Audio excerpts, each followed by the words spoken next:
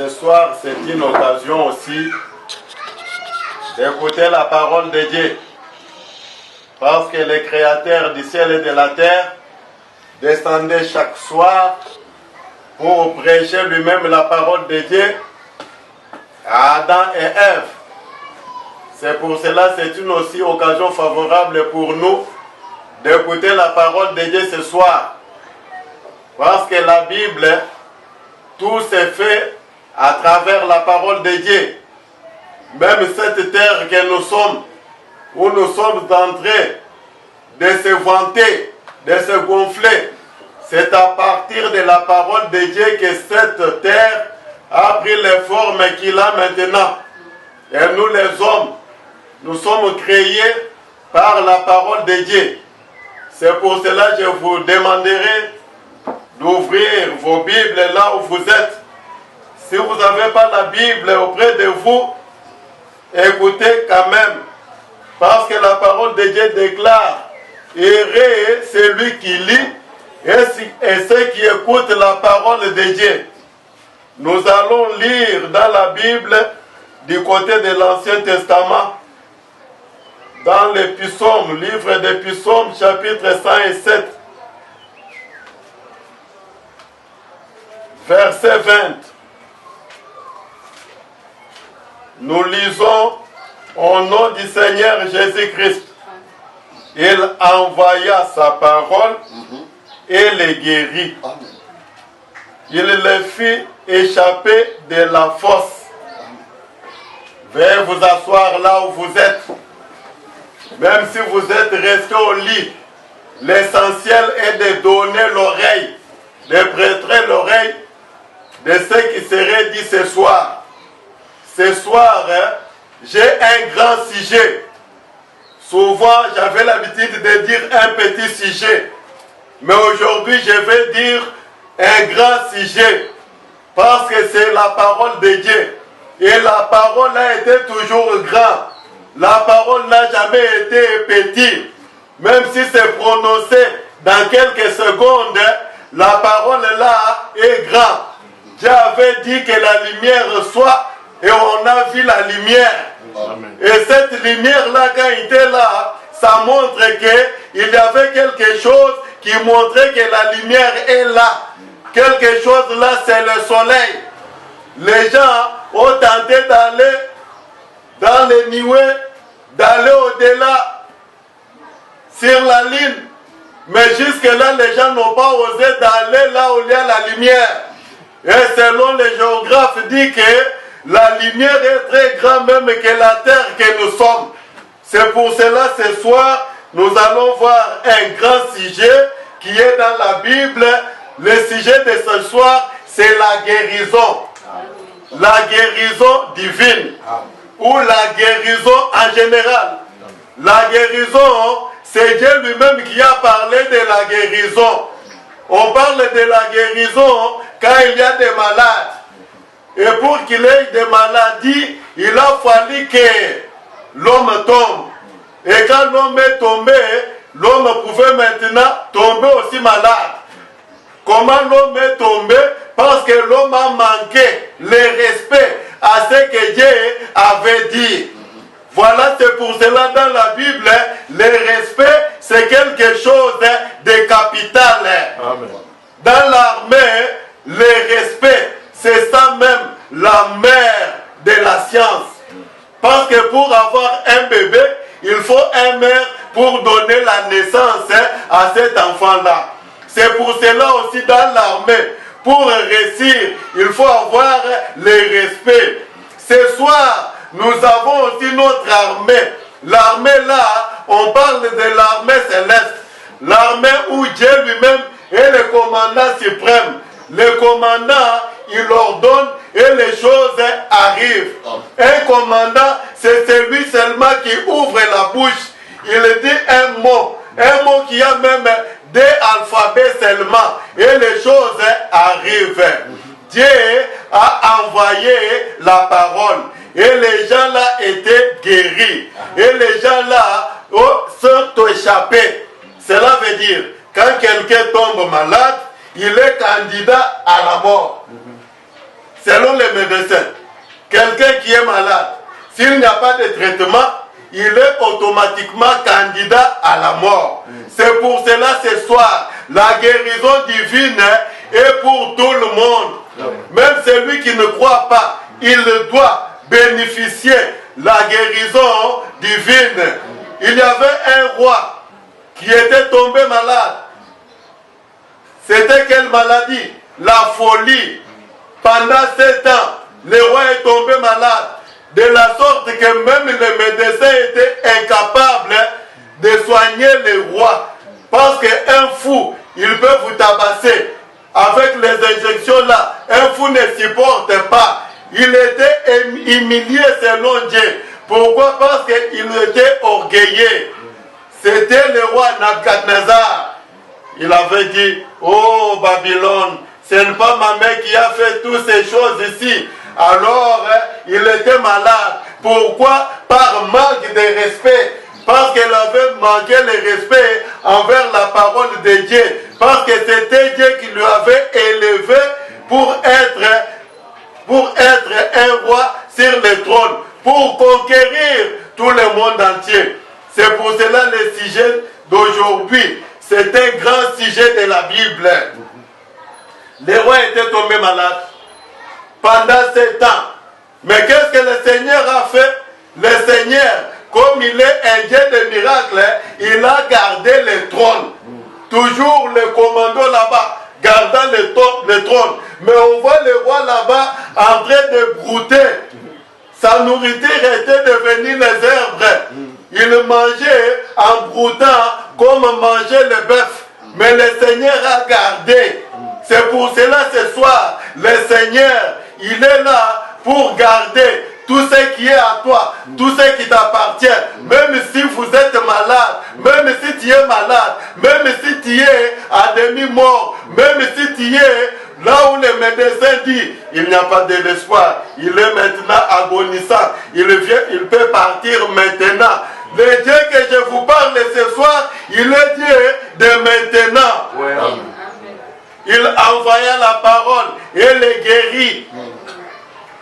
C'est pour cela, dans le Nouveau Testament, il y avait quelqu'un qui avait dit, lui, par le maîtrisir duquel vous avez été guéris. Pourquoi les gens ne sont pas guéris? Parce que les médecins n'ont pas respecté l'ordonnance. L'ordonnance, c'est que tout ce que vous demanderez à mon nom, je le ferai. Ne doutez pas, vous le voyez accomplir. Selon les médecins de ce monde, il y a ce qu'on appelle l'ordre des médecins. Et dans la Bible aussi, il y a l'ordre qu'un médecin a prescrit. Des autres, nous sommes les médecins.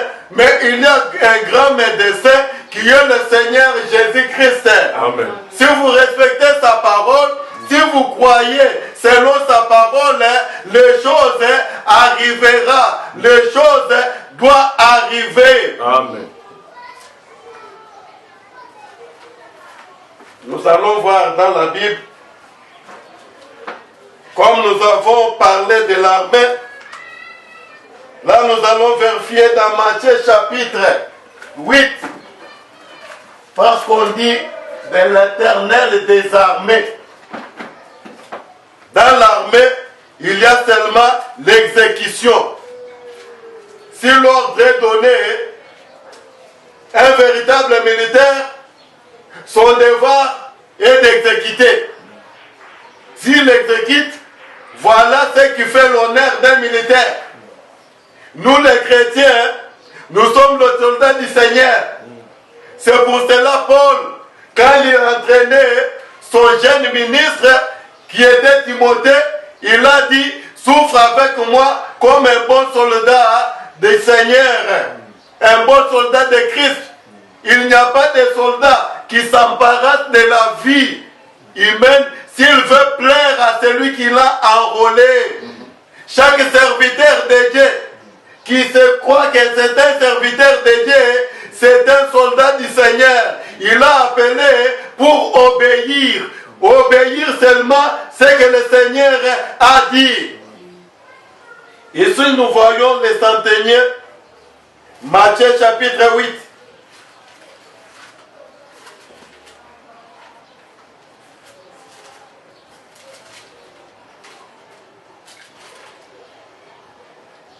Matthieu chapitre 8.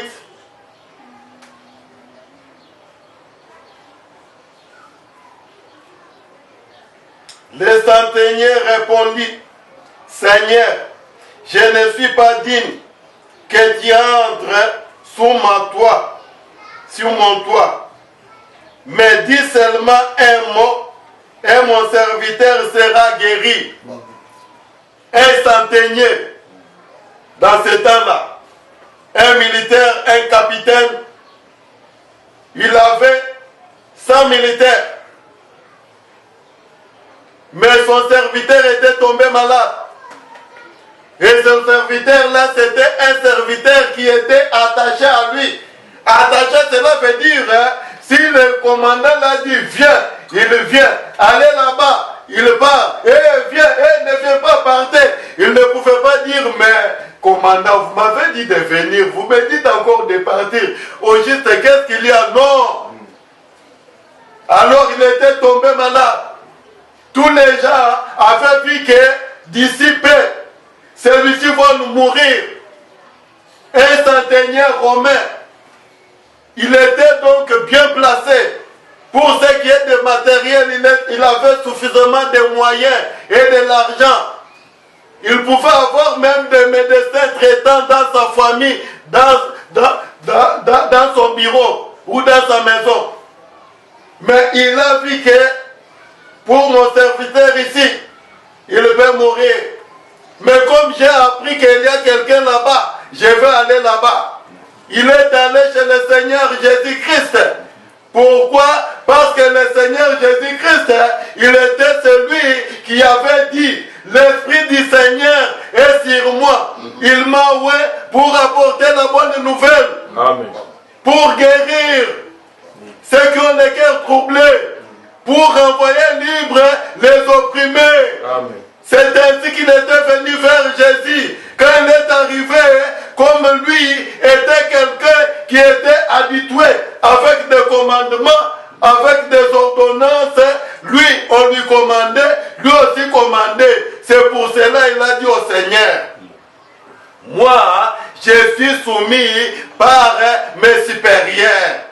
J'ai aussi mes subalternes. J'ai dit à celui, viens, à celui-ci, viens, à celui-là, par là-bas, à l'autre, fais ceci, et il l'exécute. Toi aussi, dis seulement un mot. Quand il lui parle, il dit, les gens pouvaient lui dire, laisse d'embêter le Seigneur. Votre enfant doit mourir. Votre serviteur est déjà mort. Mais lui a dit, dis seulement un mot.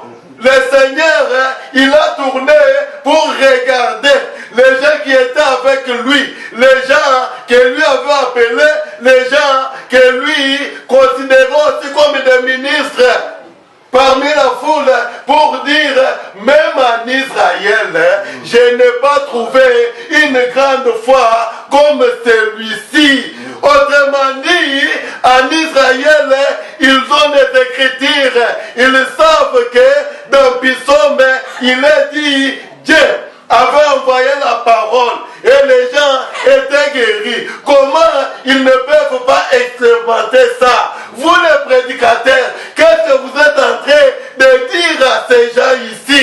Parce qu'un païen, un romain, un centenier, comme les gens disent, les militaires sont des mauvais soldats, mais cette parole est sortie de ces centeniers ici romains pour dire, dis seulement un mot. Alors le Seigneur a dit qu'il se soit fait selon ta foi. Ce soir, toi qui m'écoutes, tu ne m'écoutes pas parce que ce que je suis en train de dire, j'ai lu ça dans la Bible. Malgré que vous pouvez trouver quelques commentaires, tapez à côté, mais ce que je vous dis, j'ai lu ça dans la Bible. C'est quelque chose d'obligatoire. la guérison divine. Quelque chose d'obligatoire, ça fait partie d'une pointe doctrinale. C'est pour cela dans cet âge, il y avait un pasteur.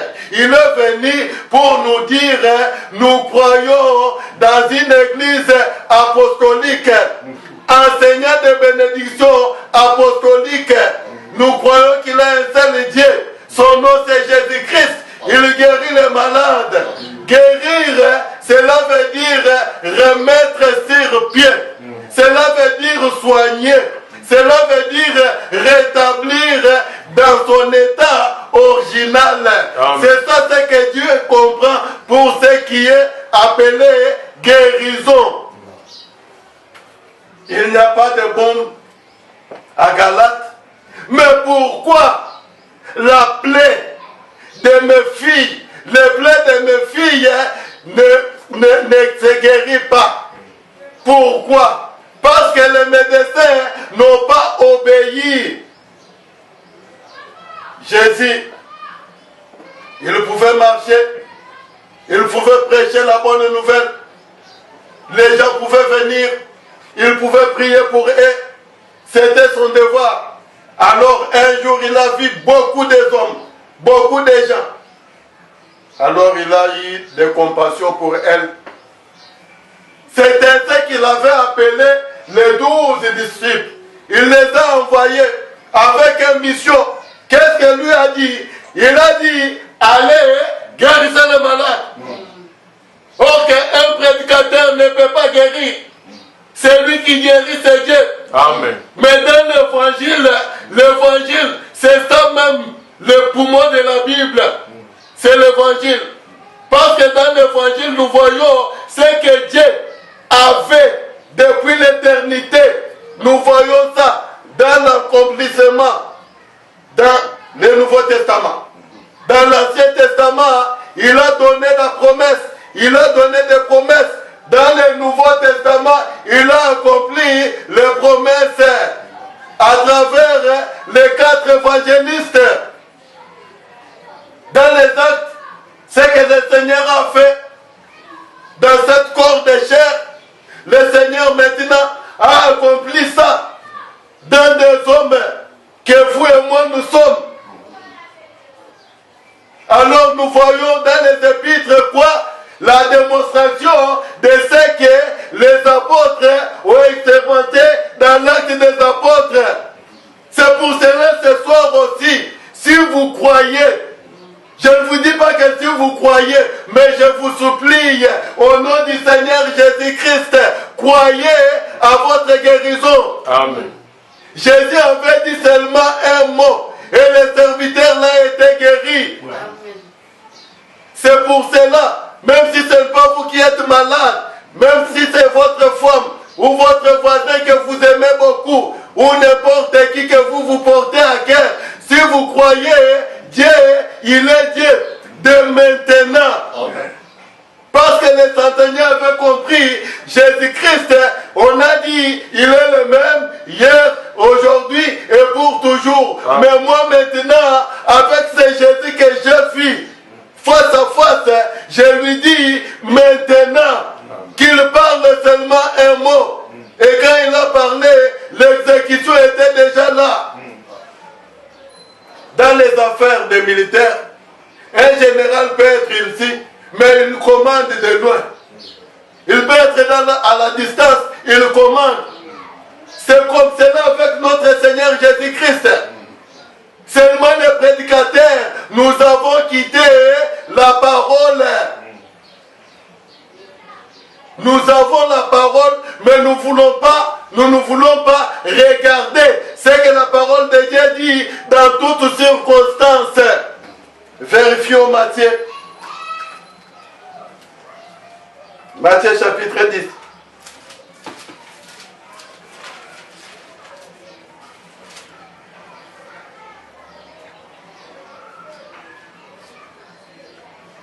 Matthieu chapitre 10, verset 1er. Puis ayant appelé ses 12 disciples, il leur donnait le pouvoir de chasser les esprits impurs et de guérir toute maladie. et toute infirmité. Le Seigneur a dit à ses prédicateurs que là-bas Jérémie les a appelés les médecins. N'y a-t-il pas de médecins? Un médecin est là seulement pour donner ce que l'ordre de médecin a déjà planifié. C'est ainsi qu'un prédicateur est là aussi pour seulement donner ce que le Seigneur a déjà écrit. C'est pour cela la Bible dit, il est écrit, que disent les Écritures.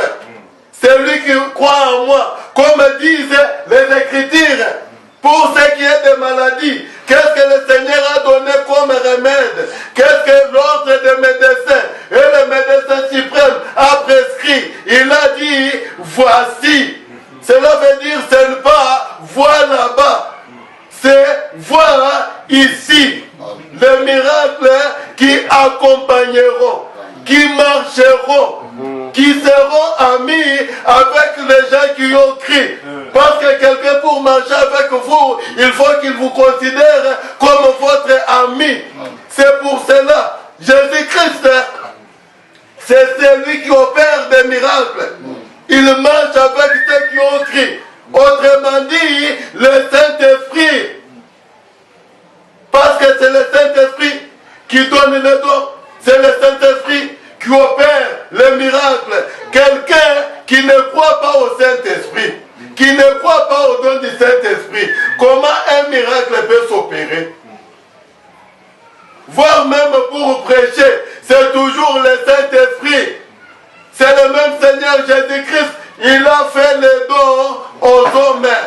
Les dons là sont des 5 capacités de prêcher la parole.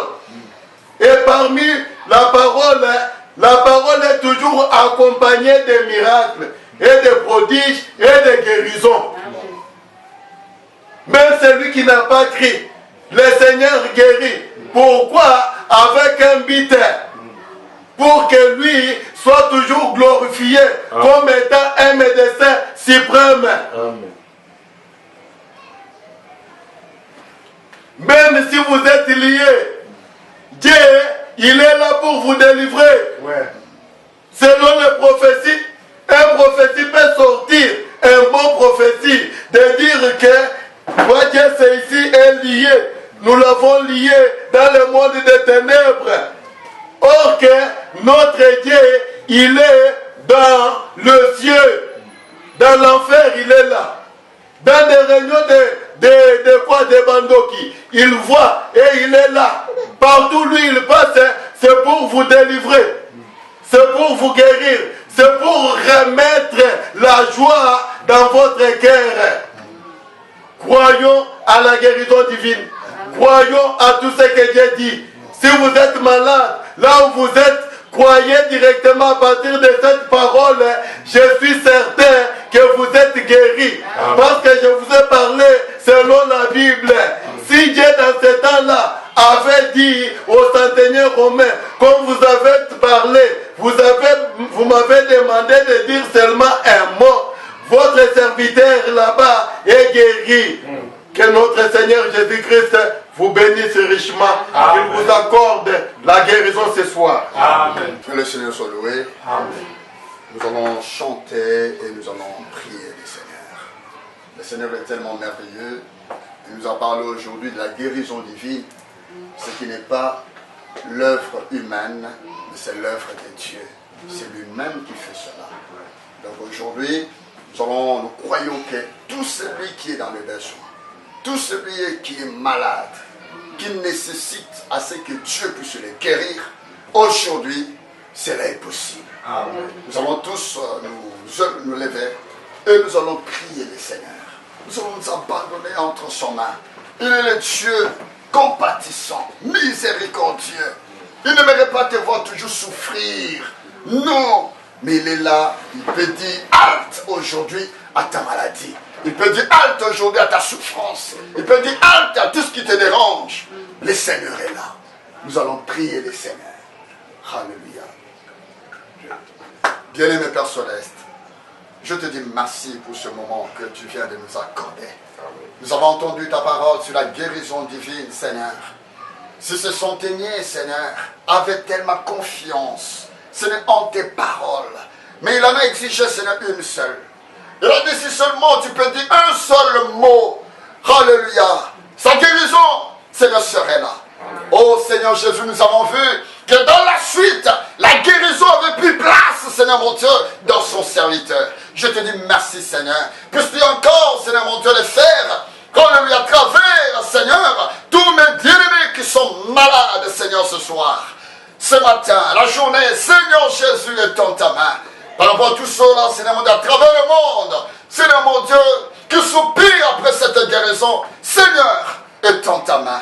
Accorde cela, que cela soit accessible, Seigneur, à chacun d'eux. Au nom du Seigneur Jésus-Christ, que l'honneur te revienne. Bénis ton serviteur que tu as utilisé, Seigneur. Seigneur, ça nous a fait beaucoup de bien. Croyant que réellement, que tu es le grand médecin, Seigneur, que nous guéris de toutes nos maladies. Merci, Seigneur. Merci d'avoir été au rendez-vous. Que l'honneur te revienne au siècle des siècles. Nous t'avons ainsi prié. Amen. Amen. Que Dieu vous bénisse. Amen. Amen.